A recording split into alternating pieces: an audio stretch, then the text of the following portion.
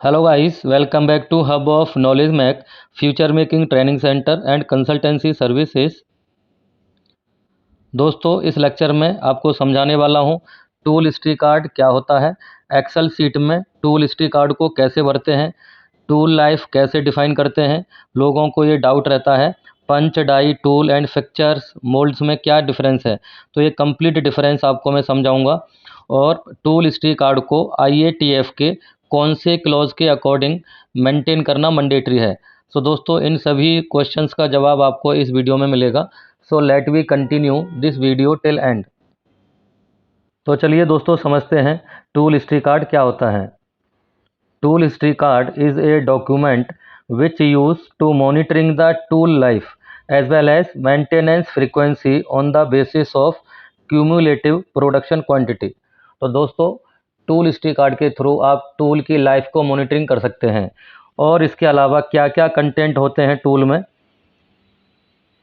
Contents of tool history card: part name and number, tool name, number and location, customer, issue date, कब आपने उसको issue किया, tool life and maintenance frequency, maintenance कितने stroke के बाद करोगे या कितने समय के बाद उसको रिपेयर करोगे, और टोटल टूल की लाइफ क्या डिफाइन की है, date of loading and unloading.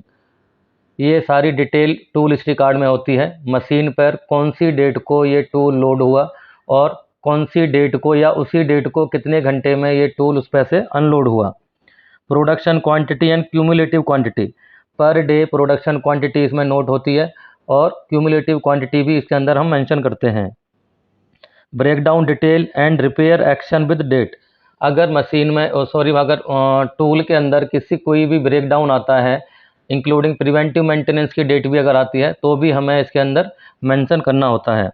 Signature of concern person, और यहाँ पे टूल रूम के पर्सन का सिग्नेचर रहेगा, क्वालिटी प्रोडक्शन वाले का भी सिग्नेचर रहेगा, क्योंकि जब टूल रूम पर्सन टूल को करेक्ट करके या प्रिवेंटिव मेंटेनेंस करके क्वालिटी एंड प्रोडक्शन को हैंडओवर देगा तो फाइनली क्वालिटी एंड प्रोडक्शन वाले उसको अप्रूव करेंगे कि ये टूल सही करेक्ट हुआ है या सही प्रिवेंटिव मेंटेनेंस हुआ है या नहीं हुआ। तो दोस्तों ये सभी कंटेंट टूल हिस्ट्री कार्ड में होते हैं। तो यदि आप अच्छी जॉब ना मिलने के कारण या सर्विस में अच्छा इंक्रीमेंट ना मिलने के कारण करियर में पिछड़ रहे हैं, या फिर दोस्तों आप डिग्री डिप्लोमा करने के बाद किसी कारण बस जॉब नहीं कर पाए हैं, तो आप हमारा training centre hub of knowledge MAC join करें। हमारे यहाँ से इंडस्ट्रियल डॉक्यूमेंटेशन का कोर्स करने के बाद आप अपने करियर में ग्रोथ कर सकते हैं और अपने करियर को रीस्टार्ट कर सकते हैं। हमारे यहाँ से ट्रेनिंग लेने के बाद कैंडिडेट का IQ लेवल इंक्रीज हो जाता है और कॉन्फिडेंस बिल्डअप हो जाता है, क्योंकि सभी ट्रेनिंग प्रैक्टिकल व थ्योरेटिकल पढ़ाई जाती हैं और साथ में इंटरव्यू की प्रिपरेशन भी करवाई जाती है। The main objective of Hub of Knowledge Mac Training Center providing training, placement and development of career. Tool history card is mandatory as per IATF clause number 8.5.1.6। इस क्लॉज में क्या रिक्वायरमेंट बताई गई है। Tool identification such as serial और asset number, the status such as production, repair और disposal, ownership and location. तो ये सभी डिटेल टूल हिस्ट्री कार्ड में मेंशन करना मैंडेटरी होता है। अब हम समझते हैं पंच, डाई और टूल, इन तीनों में क्या डिफरेंस है। In terms of press machine for stamping process, the punch is defined as the first upper half of tool that use to cut the material as well as deform the material as per desire shape and size. It pass through the material and into a die. तो दोस्तों ये जो पूरा complete set है tool का, first half यानी top half जो होता है, फर्स्ट टॉप हाफ टूल का, वो पंच कहलाता है। ये पंच जो है कटिंग टूल भी, कटिंग से रिलेटेड भी हो सकता है और बेंडिंग से रिलेटेड भी हो सकता है। तो ये बेंडिंग टूल है। नीचे सेकंड हाफ है इसका, ये सेकंड हाफ में एक केविटी कटी हुई है, तो इसको कैसे डिफाइन करेंगे। Die is the second lower half of tool that use to hold the work piece here pre-cut cavity or shape of workpiece provided for getting desired shape and size of part producing by punch during operation। तो इस tool का जो bottom second half है इसको हम die बोलते हैं। इस डाई में फिर इसकी जो हमारा डिज़ायर शेप चाहिए हमें वो शेप यहाँ पे प्री कट होती है, जिसमें पार्ट को रखा जाता है और ऊपर से पंच आता है जिस और हमें डिज़ायर शेप मिल जाती है, जैसे कि यहाँ दिखाया गया है। ये इसका ब्रेकअप है। अब ये फर्स्ट आपका ऊपर जो है ये आपका पंच है, नीचे जिसके ऊपर जो पार्ट रखा हुआ है फर्स्ट फिगर में वी शेप का जो है ये आपका डाई है। ऊपर से जब आपका पंच फोर्सली आएगा इसके ऊपर तो ये आपको बेंडिंग प्रोवाइड हो जाएगी, वी शेप की जो बेंडिंग है। तो ये जो वी शेप का जो प्रोफाइल है ये डाई में कटी हुई है। टूल क्या होता है? Tool is the combination of punch and die और complete set of first half and second half is known as tool. तो कंप्लीट जो सेट होता है उसे टूल बोलते हैं। ओके, तो फर्स्ट हाफ क्या हो गया हमारा? पंच हो गया। सेकंड बॉटम हाफ हो गया हमारा डाई। तो जब भी हम टूल को डेवलप करते हैं तो क्या कहते हैं? हमें टूल डेवलप करना है। हम ये नहीं कहते कि हमें पंच डेवलप करना है, क्या हमको नीचे की ओनली डाई डेवलप करनी है। तो कंप्लीट हम जो है कंबाइंड फॉर्म में क्या बोलते हैं? टूल डेवलप करना है, क्योंकि कंप्लीट सेट को हम क्या कहते हैं? टूल। ये जो फर्स्ट हाफ है ये मशीन के अपर साइड में लगता है, ये प्रेस मशीन है। सेकंड हाफ यानी डाई आपका नीचे बेड पर लगती है। फिक्सचर और मोल्ड में क्या डिफरेंस है?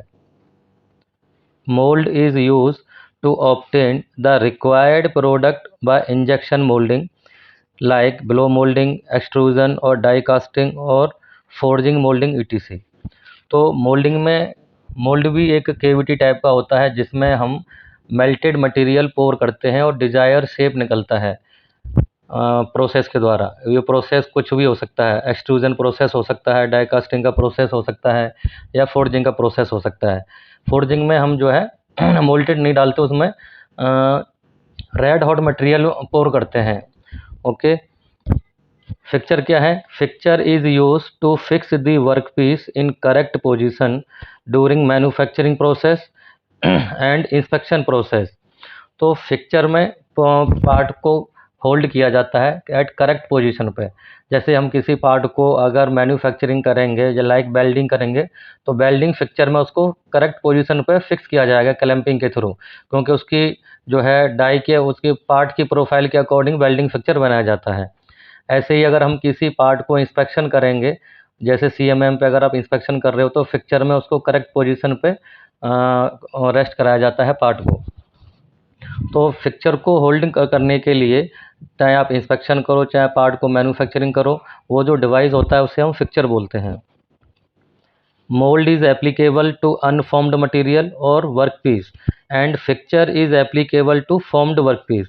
तो मोल्ड जैसे मैंने आपको बताया कि मेल्टेड मटेरियल उसके अंदर पोर करते हैं, या अगर हम फोर्जिंग की बात करें तो आप उसमें क्या करोगे?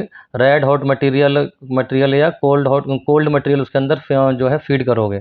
जिस शेप का मोल्ड कटा हुआ है वो शेप आपको जो है गेट हो जाएगी, वो सेम शेप का पार्ट आपका प्रोड्यूस हो जाएगा।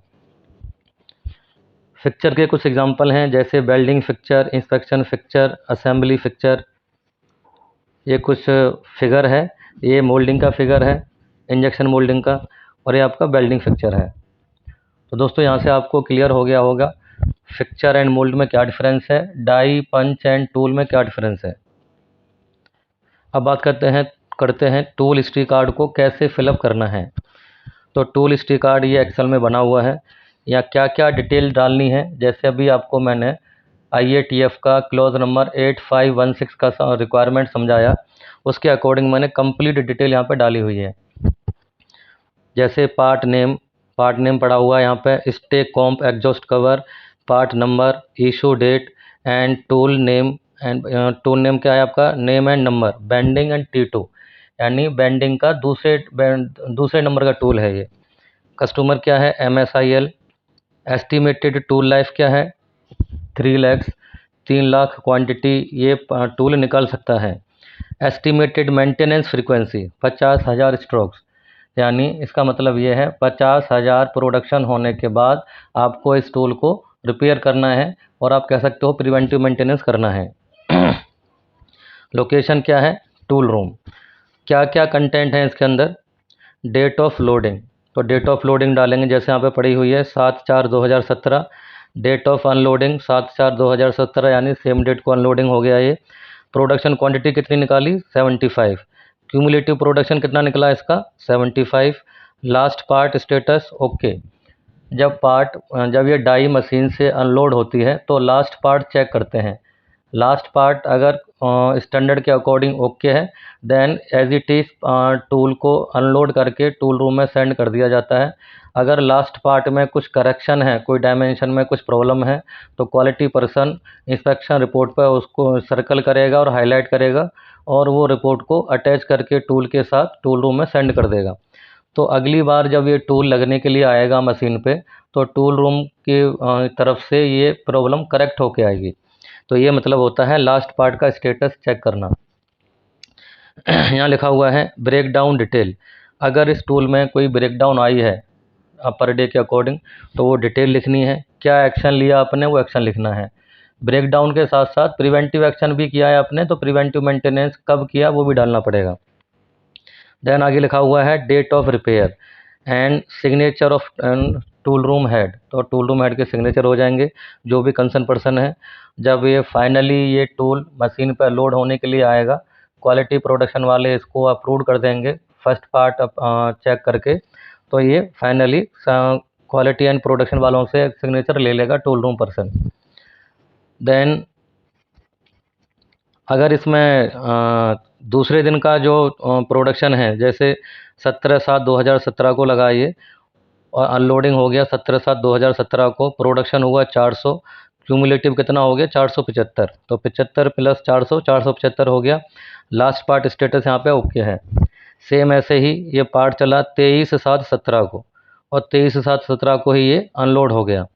600 क्वांटिटी निकाली, क्यूमुलेटिव प्रोडक्शन कितना हो गया? 1075। तो इस तरीके से हर एक टूल का हमें डिटेल मेंटेन करना है टूल हिस्ट्री कार्ड में। तो टूल हिस्ट्री कार्ड का यही बेनिफिट होता है। एक तो टूल की लाइफ मॉनिटरिंग होती रहती है, कितना प्रोडक्शन हम इससे निकाल चुके हैं, और जो फ्रीक्वेंसी हमने प्री डिसाइड कर रखी है कि 50,000 स्ट्रोक पे हमने इसको रिपेयर करना है या रीशार्प करना है। जैसे मान लो अगर पंचिंग टूल है तो रीशार्प करना पड़ेगा, तो वो हमें यहाँ से मॉनिटरिंग हो जाती है।